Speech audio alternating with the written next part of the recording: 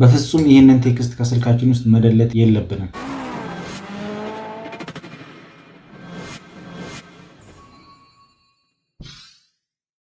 ሰላም የእናን ኢንሹራንስ ኮንሰልተንሲ ቤተሰቦች እንደምን አላችሁ? ቴክስት በምናይበት ሰዓት በፍጹም ከስልካችን ውስጥ መደለት የለብንም። ምክንያቱም ይሄ ቴክስት የሚደርሰን ሶስተኛ ወገን ኢንሹራንስ ከገዛንበት የኢንሹራንስ ኩባንያ ቅርንጫፍ ስለሆነ የሚደርሰን የሶስተኛ ጊዜ እድሳታችን እንደደረሰ የሚያመለክት ነው ማለት ነው። ስለዚህ በቴክስቱ እንደምታዩት እንግዲህ ታርጋችን ይኖራል፣ የምንከፍለው የገንዘብ መጠን ይኖራል፣ እንዲሁም ደግሞ ኮድ የመክፈያ ኮድ ውስጥ ይኖራል ማለት ነው። ስለዚህ ይህንን ቴክስት በፍጹም ከስልካችን ውስጥ ዲሌት ማድረግ የለብንም። ዲሌት የምናደርገው ከሆነ የግድ በኢንሹራንስ ኩባንያው ከገዛንበት የቅርንጫፍ በመሄድ ያንን ኮድ መቀበል ይኖርብናል ማለት ነው። ስለዚህ ያ ኮድ እንግዲህ ምንድነው የሚጠቅመው ካለን የሶስተኛ ወገን ኢንሹራንስ ጊዜያችን በመድረሱ የምናድስበት ቴሌብር ላይ የምንከፍልበት የኮድ ነው ማለት ነው። ስለዚህ ያንን በዛ ኮድ በመጠቀም እንዴት መክፈል እንዳለብን በአጭሩ በዚህ ቪዲዮ የምናየው ይሆናል።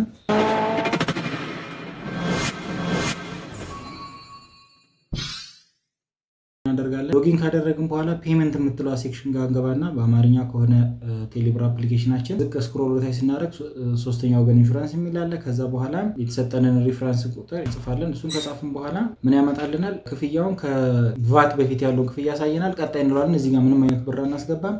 ለመክፈል የሚለውን ክሊክ በማድረግ ፓስወርዳችንን ስናስገባ እንጨርሳለን ማለት ነው። ቴሌብራችን በእንግሊዝኛ የሆነ ደግሞ እዚህ ጋር እንግሊዝኛ የሚለውን ከሆነ ፔመንት የሚለው ላይ እንገባና ከዛ በኋላ ሰርድ ፓርቲ ኢንሹራንስ የሚለው እናካለን። ከዛ በኋላ ፔመንት የሚለው እናካለን። ፔመንት የሚለው ጋር የተሰጠነ ሪፈረንስ ቁጥር በምናስገባበት ሰዓት አሁንም ከቫት በፊት ያለውን ያሳየናል። ይሄ መኪና እንደምትመለከቱ 15000 ምናምን አካባቢ ነው። ኦልሞስት እስከ ቫቱ ወደ 18000 አካባቢ ይሆናል ማለት ነው። በዚህ መንገድ በቴሌብር ሱፐር አፕ በቀላሉ መክፈል እንችላለን ማለት ነው።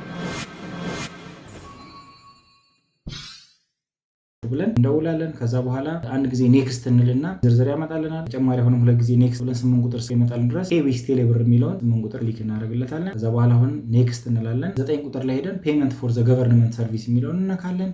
አንድ ጊዜ ኔክስት ማለት ይኖርብናል። 8 ቁጥርን እስከምናገኝ ድረስ ሰርድ ፓርቲ ኢንሹራንስ ፔመንት እስከሚለን ድረስ 8 ቁጥር እንነካለን። እሱ ሲመጣልን ከዛ በኋላ ኢንተር ፔመንት ኦርደር ነምበር የሚለውን እንግዲህ 14 ዲጂት 13 ወይም 13 ዲጂት ከኢንሹራንስ ኩባንያው የሚሰጠን እሱን እናስገባለን። ከዛ አንድ ቁጥር ብለን ኦኬ፣ እዚህ ጋር ምንም እናስገባው ብር የለም ሪዝን ይለናል። ምክንያቱም ሰርድ ፓርቲ ወይም ፒ ብለን ማስገባት እንችላለን። ከዛ ፒን ነምበራችንን ካስገባን በኋላ ቫት በፊት ያለውን ክፍያ እሱ ዲስፕሌይ ያደርግልናል ማለት ነው። ከዛ እሱን ስናደርግ ምን ይሆናል ማለት ነው? ክፍያውን ኢሚዲየትሊ ከፍለን ጨረስን ማለት ነው። ይሄ በእንግሊዝኛው ላለ ነው። በአማርኛ ቢሆንም በተመሳሳይ መንገድ ስታር 127 እናደርግና ቴሌብሩ ላይ ያለበትን ቲም እንደውላለን። ከዛ በኋላ በአማርኛ ይመጣልና ቀጣይ ሃሽታግ እንድንካለን። ከዛ 8 ቁጥር እስከይመጣልን ሁለት ጊዜ ኔክስት 8 ቁጥር ላይ በቴሌብር ለመክፈል የሚለውን እንጫናለን። ከዛ በኋላ አሁንም ኔክስት እንላለን። 9 ቁጥር እስከይመጣልን ድረስ ለመንግስት አገልግሎት ክፍያ የሚለውን 9 ቁጥር እንነካለታለን። ከዛ አሁንም ኔክስት እንላለን። ሁለት ጊዜ በተከታታይ ማለት ነው። ቀጣይ ደግሞ 8 ቁጥር አሁንም ድጋሚ እስከይመጣልን የሶስተኛ ወገን ኢንሹራንስ ሽፋን የሚለው ሲመጣልን 8 ቁጥር እሱን እናስገባለን። ከዛ እሱ ካስገባን በኋላ የክፍያ ማዘዣ ቁጥር ይለናል። ይሄ እንግዲህ ቅድም እንደነገርኳችሁ በኢንሹራንስ ኩባንያው የሚሰጠን 13 የሚያስራር ዲጂት እሱን ካስገባን በኋላ የክፍያውን መጠን ያሳየናል ከቫት በፊት ያለውን። ከዛ አንድ ቁጥር አዎ እንላለን። አስተያየት አስገቡ ይለናል። እዚህ ጋር ሶስተኛ ወገን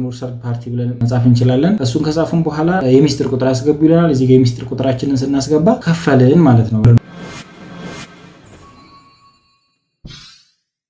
ወይም ደግሞ ሲስተሙ ነው ማለት ነው። ከዚህ በኋላ ያለው ስቴፕ ምንድነው? ቦሎ ለማድረግ በምንሄድበት ሰዓት የሶስተኛ ወገን ኢንሹራንስ ሽፋን የገባንበት ሰርተፊኬት ስለምንጠይቅ ኢንሹራንስ ኩባንያው ያን የተፈረመውን የግድ መውሰድ ይኖርብናል ማለት ነው። በአጭሩ ቤታችን ሆነን መክፈል። እዛ መሄድ ካልተፈለገን ከኢንሹራንስ ኩባንያው የውል ባለሙያዎች ጋር እንዲልኩልን አድርገን ሰርተፊኬቱን እሱን ፕሪንት አድርገን መውሰድ እንችላለን። ያ ማለት ኢንሹራንስ መሄድ ላይጠበቅብንም ይችላል ማለት ነው። ስለዚህ ቤታችን ሆነን መክፈል እንችላለን። ቤታችን ሆነን ምን ያህል ቀን እንደቀረው ማየት እንችላለን። ኢንሹራንስ ኩባንያው ጋር መሄድ ሳይጠበቅብን። ቪዲዮን ያያችሁት ይመስል ነበር። እንግዲህ ይህ ቪዲዮ ጠቃሚ ነው ብላችሁ ካሰባችሁ ላይክ አድርጉን። እንዲሁም ይሄ ቪዲዮ ይጠቅማል ብላችሁ ላሰባችሁ ሰው ሼር አድርጉ። ሌላ ተጨማሪ የሚሰራላችሁ ቪዲዮ ያሰባችሁትን ኮሜንት ሴክሽን ላይ አስቀምጡልኝ። በማድረግ አበረታቱ። አመሰግናለሁ።